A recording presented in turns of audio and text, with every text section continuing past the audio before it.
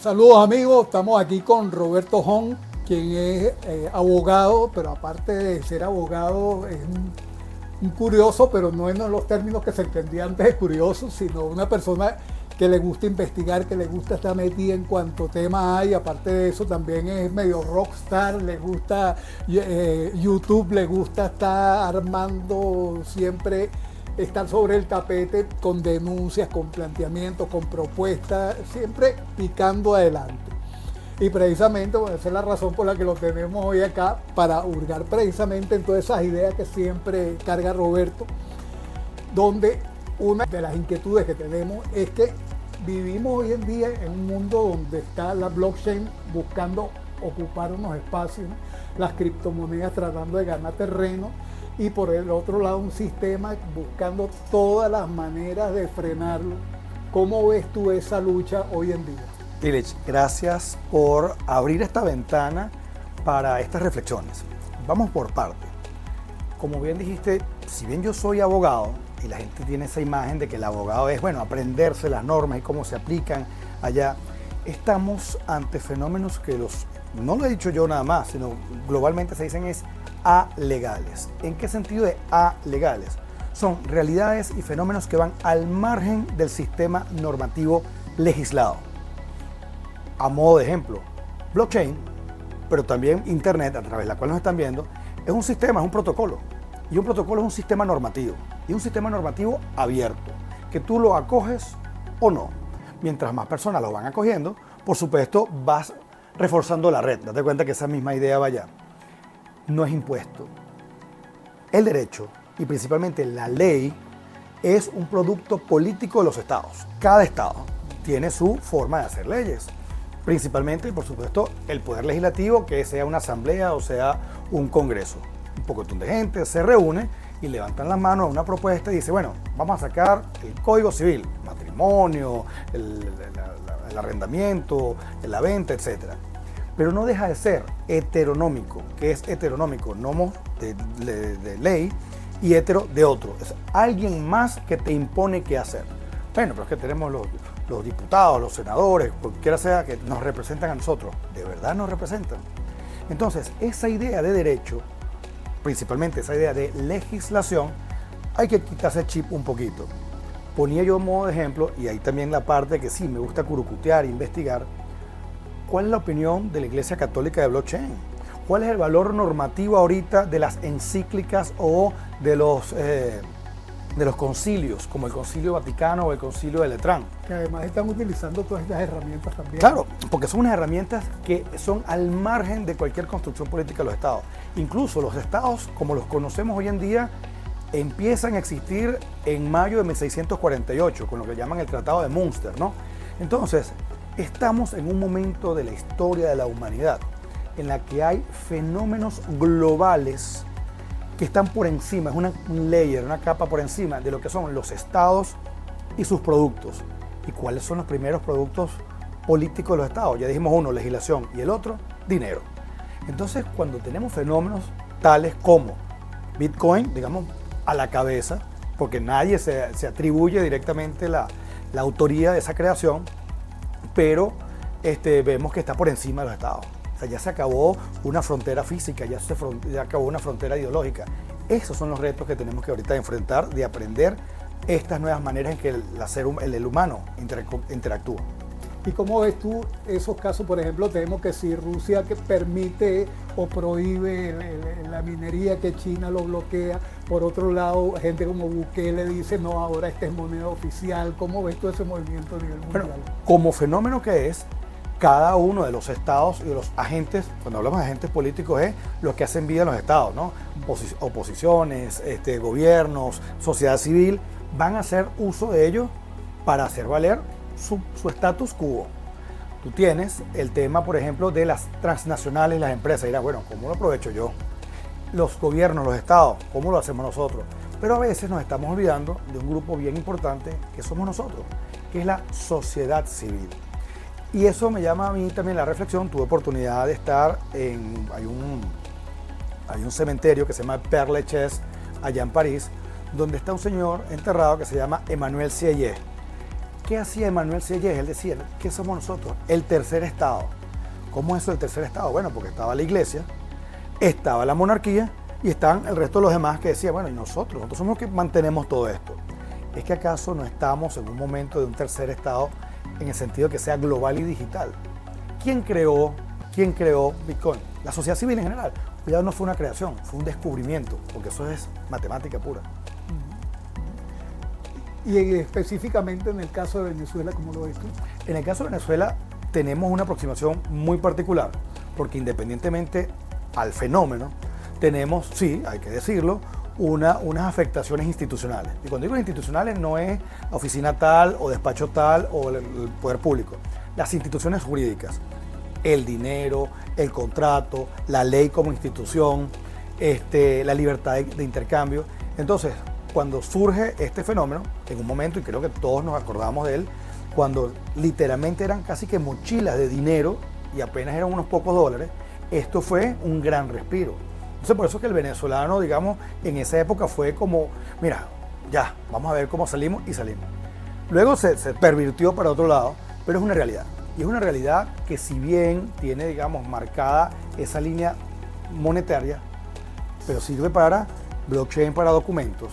Yo he estado trabajando sobre la idea de un expediente digital en blockchain. Imagínate que no tengas que estar sacando una partida de nacimiento o una sentencia de divorcio o un permiso de construcción, que si el sellito y las cosas. Entonces, por eso es que mi investigación, más que irme directo a la ley, lo que es un artículo, que es una norma, es irse a lo que es la institución. Cuando digo la institución, nuevamente, es la propiedad, es las comunicaciones, es la responsabilidad, son los impuestos, y después ves si la ley la desarrolla bien o no. Claro, que está planteando además una alternativa distinta también de implementar la blockchain, ¿no?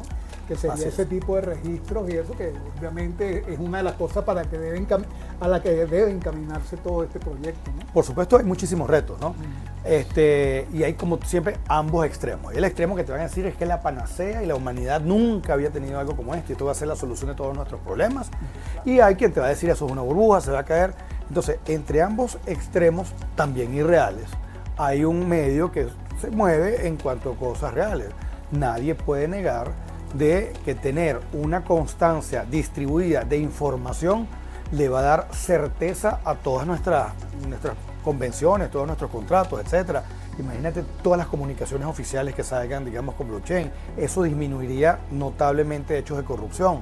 Ahora, ¿es la panacea? No. Pero ¿qué pasa? Hoy en día es normal tener el uso de la electricidad. Por supuesto, cuando no te la corten, etcétera. Pero estamos hablando de la humanidad en general. Eso va a pasar. Ahora, una de las cosas que me genera duda aquí en este momento, cuando se habla de blockchain, se habla de descentralización. Una de las cosas que ha gustado de esas plataformas es el anonimato que puedes tener, pero por otro lado hablamos también de la posibilidad de utilizar esto como un mecanismo de fiscalización, porque todo está a la vista. Entonces, eso debe ser anónimo o no debe ser regulado, no debe ser, hay como que una contradicción, ¿no? O un dilema más bien planteado. No necesariamente, porque aquí tenemos, digamos, nuevamente, nuevos fenómenos que hay que verlo con otros lentes. El concepto de privacidad total y de publicidad total no lo vamos a entender de la misma manera. Allí, por ejemplo, hay que entender la parte de la criptografía. Y el anonimato tampoco es anonimato, porque es un pseudo anonimato. El tema es quién regula. ¿Y quién regula al regulador? Eso es algo que los romanos y los griegos se estuvieron preguntando. ¿Quién vigila al vigilante? Entonces ahí es donde tenemos que repensar la idea de derecho en cuanto a que sean estándares libres, voluntarios, transparentes y verificables. Autorregulación en lo que está ahí descargado y lo que está allí, digamos, programado. No, amigos, estamos en Criptocharlas en La Colmena.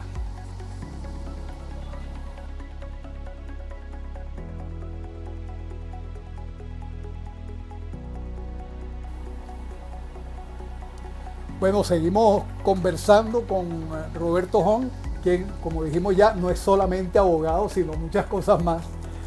Y me despierta curiosidad, porque tú estás bien metido en esto y conoces además de todo el problema, digamos, legal, según como se esté planteando a nivel mundial y eso. Pero eso no es un tema que se estudia en la universidad. O sea, ¿cómo llegaste tú al mundo de la blockchain y a interesarte en esa temática? Bueno, Primero porque he tenido la ventaja de tener amigos en varias áreas de conocimiento, en economía, en tecnología, en filosofía política, etc. Y en un momento específico de esta época de la crisis venezolana del dinero, fui invitado a escuchar a la presentación de un libro, de un artículo en la Universidad Católica Andrés Bello, de la cual yo soy graduado como pregrado. Posgrado lo hice en Francia, tengo Derecho Económico Europeo y aquí tengo Derecho Procesal Constitucional en la Monte Ávila. Entonces, el tema era tan grave, el del efectivo, ¿qué se va a hacer con el efectivo? ¿Te acuerdas que sacaban noticas? Y alguien dijo, bueno, señores, hay que acabar con el Banco Central. Es que todavía nos cuesta pensar, uno de los profesores, que puede haber un Estado sin Banco Central. Ahí es donde, ¿cómo es eso del Banco Central? Pregunta también a alguien. Bueno, ahí tenemos, por ejemplo, Bitcoin.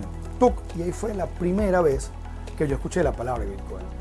Y en ese momento, cuando tú pones Bitcoin, lo que te aparecía en las noticias en Venezuela es que habían agarrado a alguien preso, que tenía unas máquinas, etc. Bueno, pero ¿qué es esto? Es una maquinita de imprimir dinero. Entonces, ahí es donde tú empiezas a entender lo que es la moneda o el dinero como producto político de los estados y también como producto creación, porque el dinero lo creaban las personas, es como un vale, una cosa, luego el Estado se metió. Entonces tú empiezas a tener esa chispita y después tienes lecturas muy básicas de tecnología, pero sí de filosofía política, sí de filosofía económica, sí de libertad, sí de que no te pueden decir, mira, hasta aquí o te quito el dinero, y vas investigando, y eso ha llegado al punto de, no cuando digo encontronazo, sino decir, no lo podemos ver desde la misma manera que vemos el derecho en una época anterior. El derecho nuestro es, digamos, a situaciones específicas de los estados. Esto está por encima de lo que entendemos los estados y los sistemas normativos, como te había venido diciendo. Entonces, eso abrió puertas de hablar con personas en Portugal, en España, en Francia. Tuve oportunidad de ser profesor invitado en Francia, en la Universidad Sorbona, y le pregunto al profesor coordinador, ¿qué quiere que hable? Roberto, yo estoy viendo que tú todo lo que estás ahorita metido en criptomonedas, prepáranos una charla sobre criptomonedas y derecho constitucional. Porque a diferencia de lo que mucha gente piensa de la Constitución, que es regirnos a nosotros, el principal destinatario de la Constitución es el Estado, es controlar al Estado, es controlar esa emisión de dinero. Entonces vemos cómo Bitcoin es un elemento de la sociedad civil para controlar a los poderes públicos. Es un tema. No, ya veo. ¿Y hasta qué punto estás involucrado? ¿En qué participas en algo? ¿Tienes Bitcoin? ¿Cómo te mueves en eso? Mira, no llegué a tener el Bitcoin, pero cuando yo empecé con esto, que estaba muy económico, yo llegué a comprar creo que a 2.800 y ¡pum! Apareció que voy a ser papá. Entonces tuve que ir quemando poco a poco, es más, los honorarios del ginecobstetra se pagaron en Bitcoin a 3.000 y pico.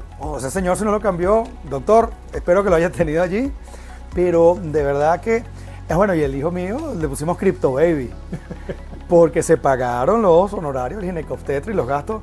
Entonces, ojalá hubiésemos tenido todos guardados, eso es historia de toda la vida, pero sí estamos metidos en la parte de apoyo del pensamiento filosófico detrás de Bitcoin.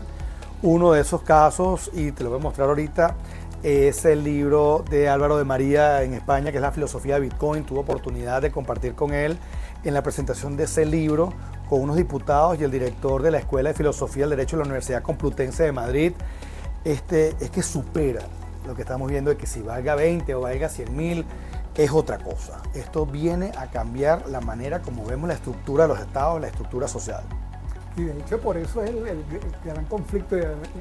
Aquí volvemos un poco al tema inicial de la lucha que estamos viviendo a nivel mundial, y a mí una de las cosas que me llama la atención siempre es seguir lo que pasa con la SEC en Estados Unidos, porque para mí eso es casi como una película de esas policiales donde tú ves que entran, salen ahí. ¿Habrá alguna diferencia, salvando los tiempos, entre esas tensiones y las que ocurrieron en la Edad Media con la Inquisición? ¿Es que acaso desapareció la Iglesia Católica? Cuidado, si la Iglesia Católica hoy en día tiene, digamos, una legitimidad mayor en el sentido de que no te pueden obligar y te pueden llevar a la hoguera como era antes. Quien va a una iglesia es porque lo siente así. El Estado será el mismo. Entonces está en la resistencia, nadie quiere dejar de salir del juego. Entonces, cuidado, tú te imaginas que a lo mejor venga un concilio y el Papa diga, vamos a aceptar Bitcoin, ¿cómo la Iglesia Católica se dispararía literalmente? Porque es libertad, es responsabilidad, es transparencia. A mí me gusta hablar mucho de libertad, pero la libertad absoluta, que es hacia donde uno tiene que apuntar, tiene que llevar consigo la responsabilidad total. Entonces, este tipo de fenómenos es, mira, usted es libre, pero es responsable. Esos son los nuevos paradigmas que hay que superar y abocarse a la cultura, no de la sumisión, sino la cultura de la libertad y la cultura de la responsabilidad. Pero ahorita que tú mencionas cultura, yo creo que uno de los problemas más serios que tenemos con el criptomundo, con todo esto, tiene que ver precisamente con la cultura, ¿no? Que falta entendimiento, falta comprensión de lo que significa, de las posibilidades, de todo, cómo deberíamos encarar eso. Cuidado si no tenemos también que repensar muchas cosas, porque a veces las charlas que uno da son, bueno, vale, pero estos son los bloques y se miran así. No, mira, date cuenta que uno enciende la luz o estamos transmitiendo por aquí y nosotros no sabemos lo que está pasando atrás. El tema tecnológico está resuelto. El tema cultural es tratar por lo menos, hacer el intento de no aferrarse a algo pasado. Esto es algo nuevo. Esto es algo nuevo. Lo que pasa es que como viene a disrumpir un poco más fuerte que otras cosas, el fax, el correo electrónico, etcétera, los actores tradicionales van a tener otros juegos, otras sillas, otras cosas. La cultura tampoco es educación, digamos, dura de lo que está pasando aquí en cripto.